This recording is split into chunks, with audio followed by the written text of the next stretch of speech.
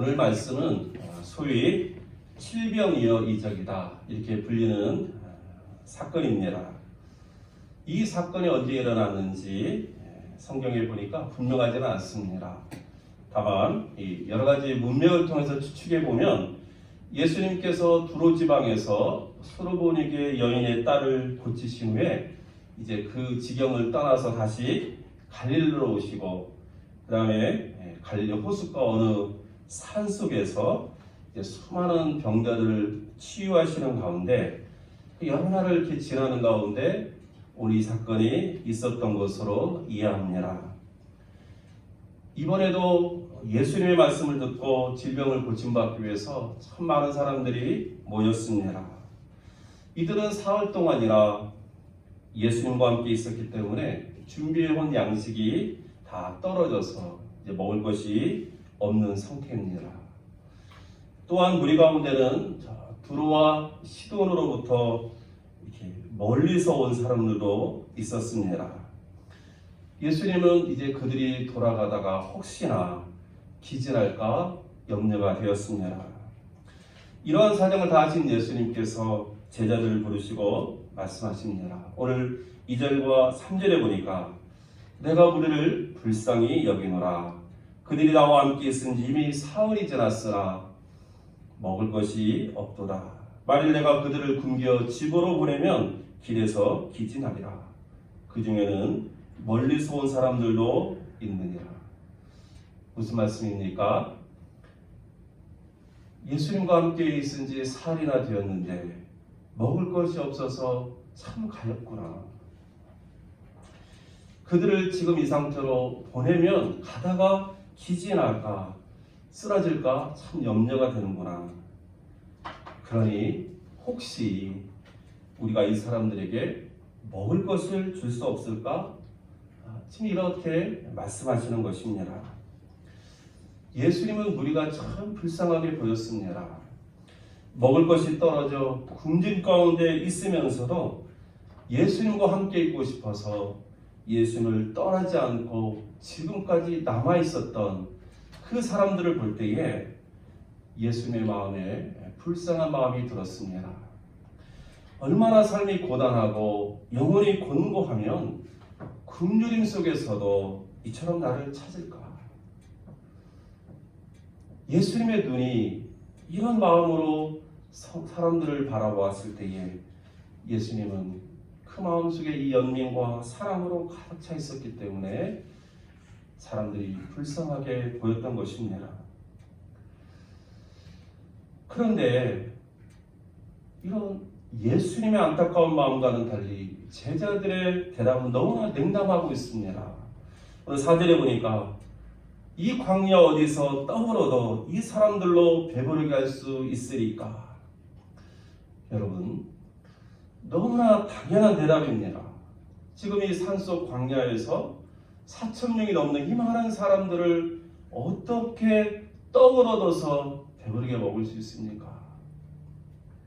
제자들의 이 대답은 너무나 이성적이고 합리적인 대답입니다. 만약에 우리들도 제자였다면 제자들처럼 대답하지 않았을까 하는 생각을 가져봅니다. 누가 봐도 오늘 이 상황 속에서 아무도 제자들의 대답에 토를 달 수는 없을 것입니다. 여러분, 그렇지만 이 제자들의 이러한 대답은 예수님께서 기대하신 대답은 아니었습니다. 그 첫 번째 이유가 뭐냐면 얼마 전에 있었던 오병이어의 사건들을 지금 제자들이 잊고 있었기 때문입니다. 그동안 제가 이렇게 마가복음을 이렇게 쭉 설교하면서 오병이어의 사건이 있었던 이 마가복음 6장 30절에서 44절까지의 말씀을 다루지 않고 넘어갔습니다. 왜 그러냐면 우리가 그동안 여러 차례 오병이어의 사건은 설교를 통해서 이렇게 들었을 거라 생각했기 때문에 저는 이렇게 넘어갔습니다. 그런데 이 오병이어의 사건 우리가 잘 아는 것처럼 예수님께서 보리떡 5개와 물고기 2마리로 5,000명을 먹이신 이적의 사건 아닙니까? 그것도 여자와 아이들을 제외하고 20세 이상의 남자만 5천 명을 먹이신 놀라운 기적적인 사건입니다. 그런데 오늘 본문의 이 상황은 이 오병이어의 사건이 있은 지 얼마 되지 않았다는 것입니다. 따라서 제자들의 대답은 한편으로는 매우 이성적이고 합리적인 대답처럼 보이지만 다른 한편으로는 얼마 전에 있었던 오병이어의 기적을 생각지 못하고 여전히 눈앞에 보이는 현실만을 보면서 대답한 매우 불신앙적인 대답이었다 하는 것을 우리가 알 수 있습니다. 로마서 14장 22절 이하를 보면 내게 있는 믿음을 하나님 앞에서 스스로 가지고 있으라. 믿음을 따라 하지 아니하는 것은 다 죄다. 이런 말씀이 있습니다. 하나님께서 우리에게 원하시는 것은 우리에게 있는 믿음을 하나님 앞에서 늘 가지고 있는 것입니다. 매 순간순간 하나님 앞에서 우리의 믿음을 기억하며 확인하며 사는 것입니다. 우리가 믿음을 따라 하지 아니하는 것은 모든 것이 다 죄다라고 로마서 14장 23절에서 말씀해 주고 있습니다.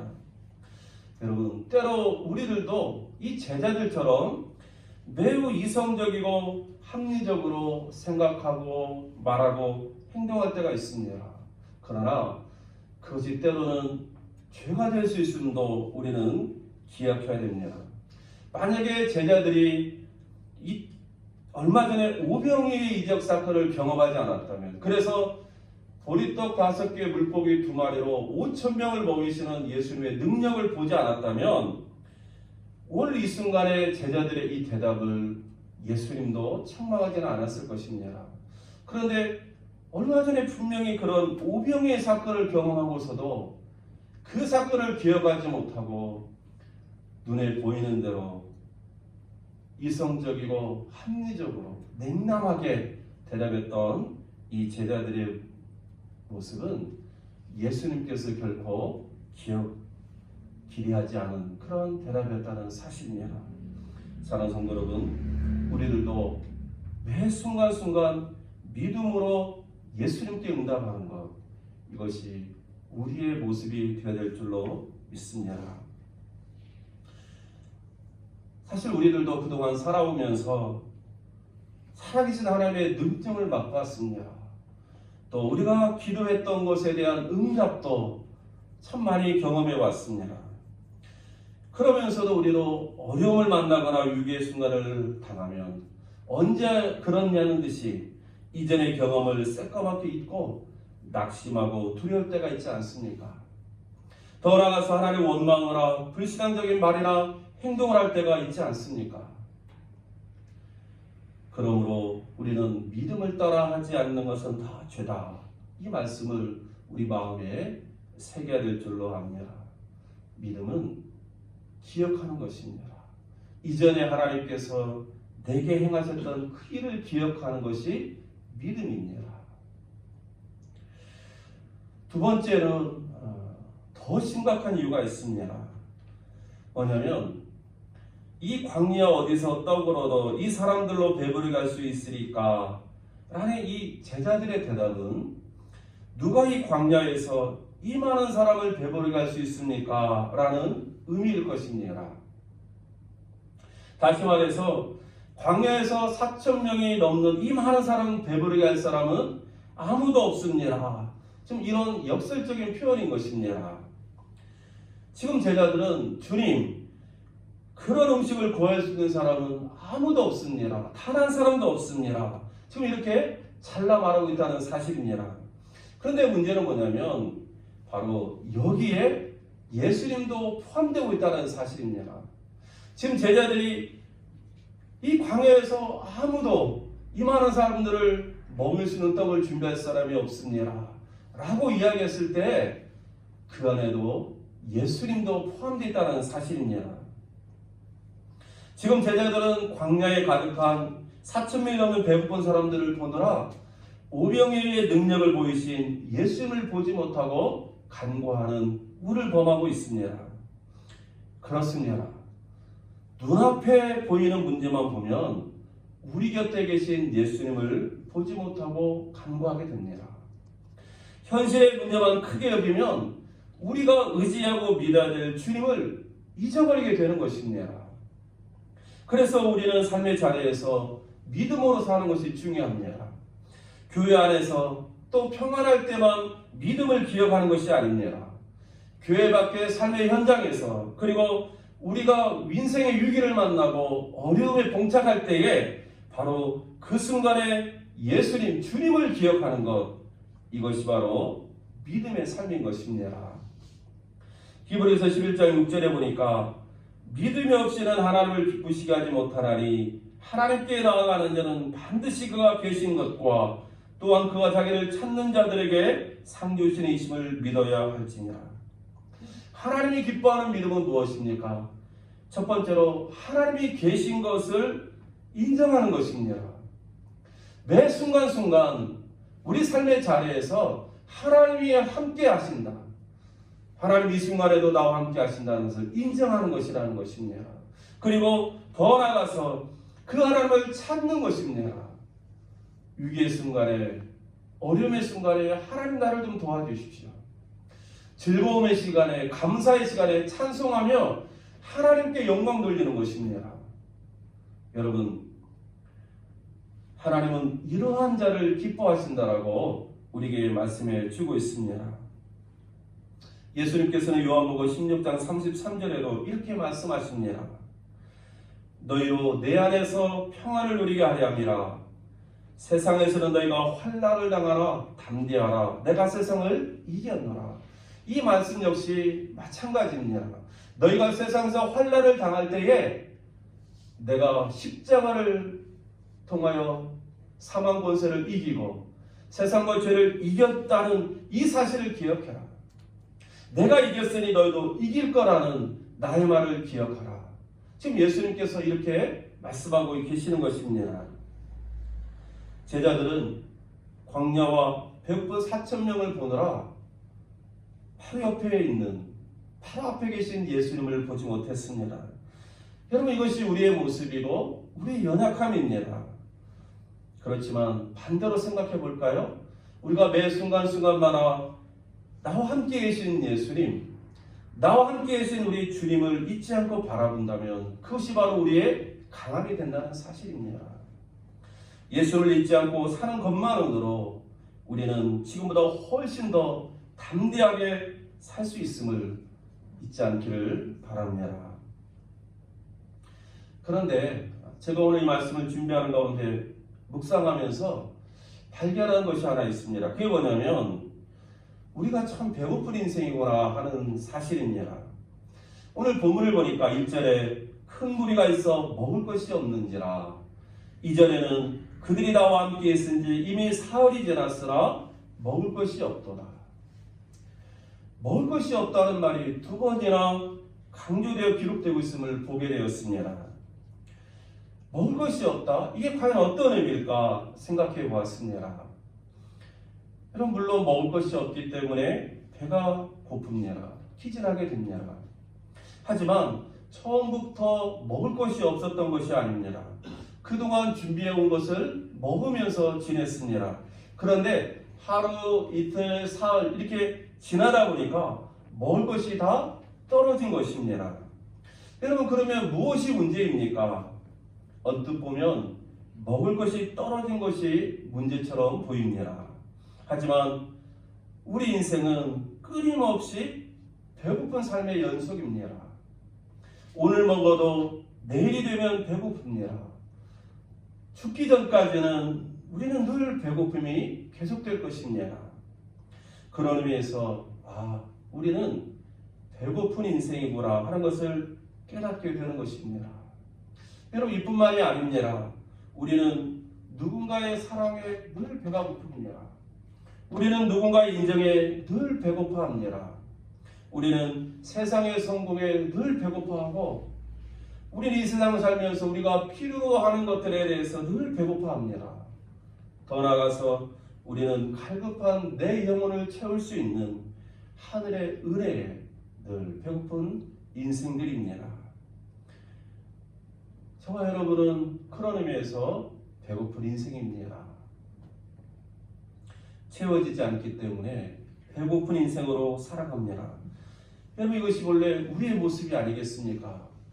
그런데 문제는 이러한 배고픔, 이러한 결핍의 삶을 우리 힘으로는 결코 채울 수 없다는 사실입니다.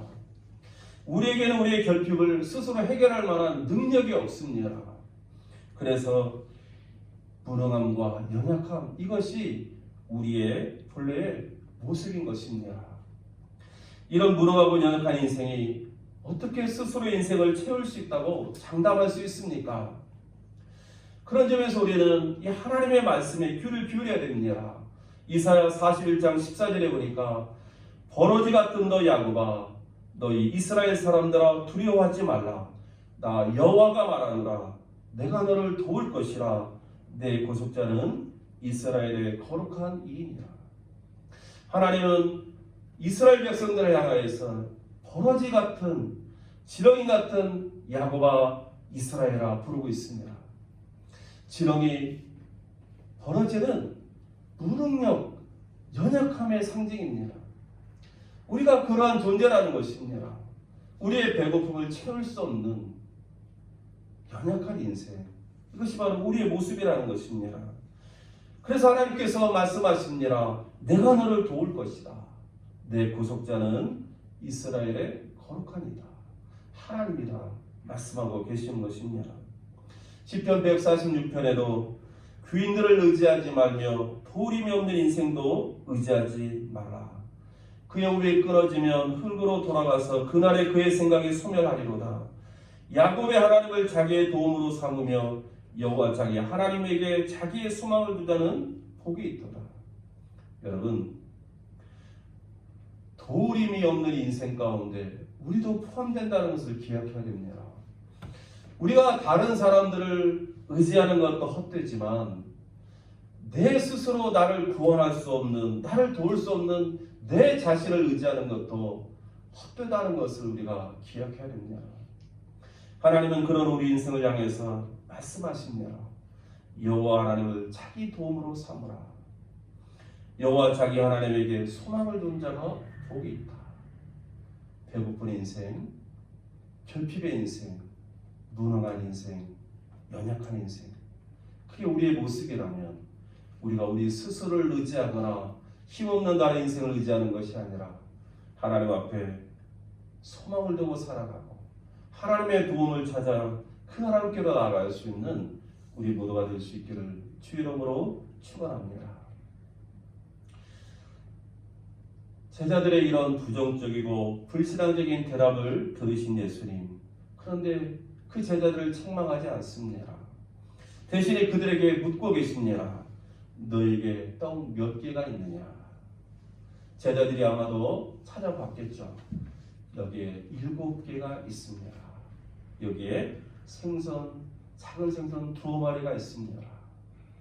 여러분, 배고픈 많은 사람들 앞에서, 그리고 이 광야에서 누가 이 많은 사람들을 배부르게 할 수 있습니까?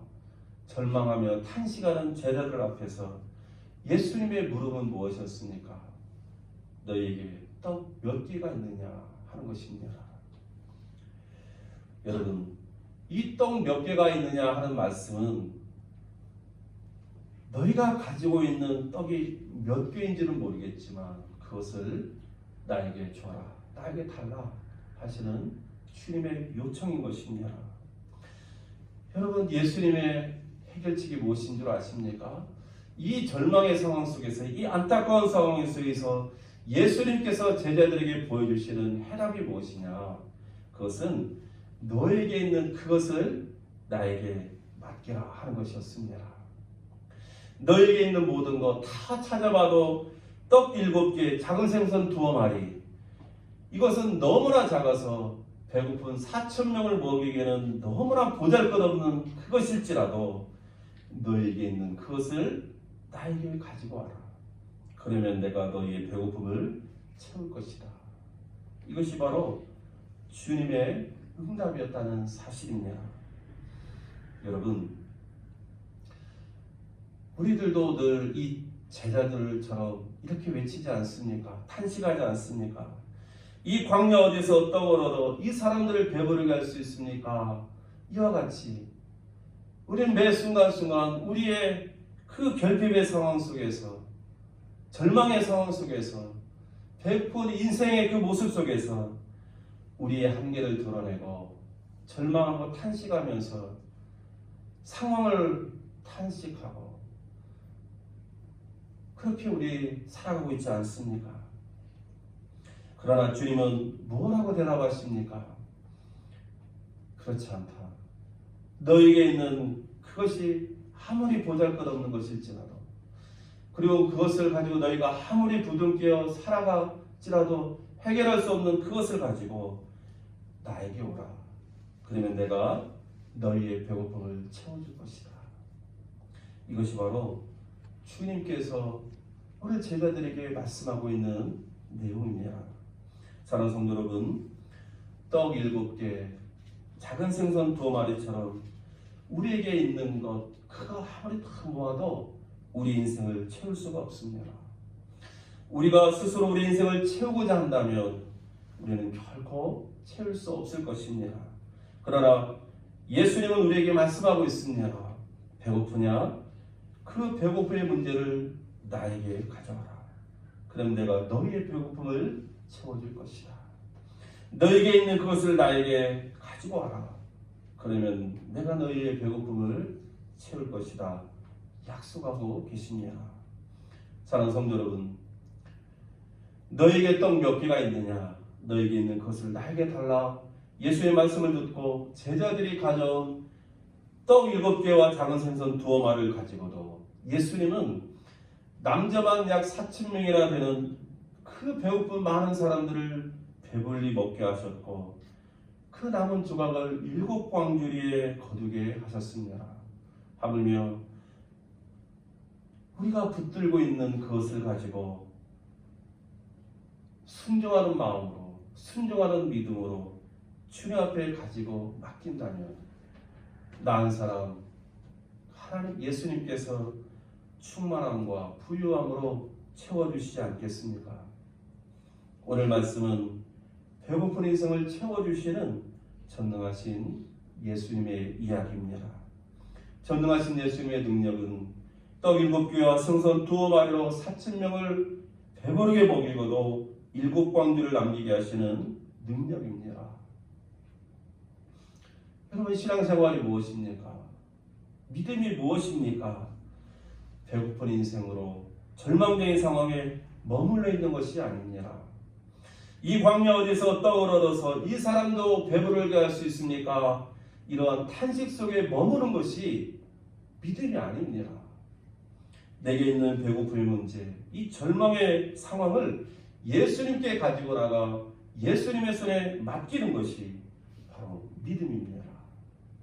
그때 예수는 우리의 믿음을 보시고 그분 안에 있는 무한하신 능력과 긍휼을 우리에게 보여주실 것입니다. 로마서 8장 32절 이하에 자기 아들을 아끼지 아니하시고 우리 모든 사람을 위하여 내주시니가 어찌 그 아들과 함께 모든 것을 우리에게 주시지 아니하겠느냐. 사랑하는 성도 여러분, 주님의 이 약속의 말씀을 우리가 꼭 붙들고 살 수 있기를 주의 이름으로 축원합니다. 우리는 배고픈 인생, 결핍의 인생, 무능한 인생입니다. 그러나 우리와 함께 계시는 예수님 때문에 우리는 배부를 수 있고, 우리는 부해질 수 있고, 우리는 온전해질 수 있습니다. 너에게 있는 그것을 나에게 달라. 그러면 내가 너희의 배고픔을 채우리라. 오늘 우리 주시는 약속의 말씀입니다. 우리 함께 기도하겠습니다. 하나님 아버지, 오늘 말씀을 통하여서 우리가 우리의 배고픔을 채울 수 없는 연약한 인생인 것을, 무능한 인생인 것을 깨닫게 하여 주시고, 주님의 말씀과 같이 우리의 모든 인생의 문제를 주님의 손에 맡길 수 있는 믿음의 사람 되게 하여 주셔서 내 인생을 채우시고 내 인생을 부욕해 하시는 주님의 능력을 경험할 수 있도록 은혜 베풀어 주옵소서.